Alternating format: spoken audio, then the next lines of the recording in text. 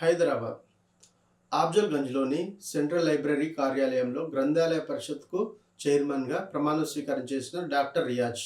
ఈ కార్యక్రమానికి Parakala MLA Revuri Prakash Reddy, Jukkal MLA Lakshmikantha Rao, Wardhannapet MLA KR Nagaraju ముఖ్య అతిథులుగా హాజరయ్యారు.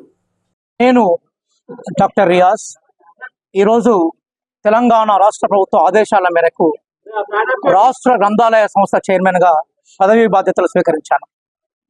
వాస్తవంగా గ్రంథాలయాలు ఒక నాగరికత గమనాన్ని మరొక నాగరికత సమాజానికి పరిచయం చేసే వారధులు. తెలంగాణ సమాజానికి గ్రంథాలయాలతో గొప్ప పరిచయం ఉంది.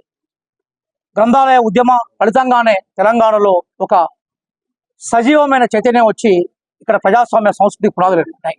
ఈ నేపథ్యంలో గౌరవ ముఖ్యమంత్రి వర్యులు రేవంత్ రెడ్డి గారు, అలాగే గౌరవ మంత్రివర్యులు, శాసనసభ్యులు వీరందరూ నా మీద నమ్మకంతో ఈరోజు రాష్ట్ర గ్రంథాలయ చైర్మన్గా నాకు ఈ బాధ్యత ఇచ్చారు.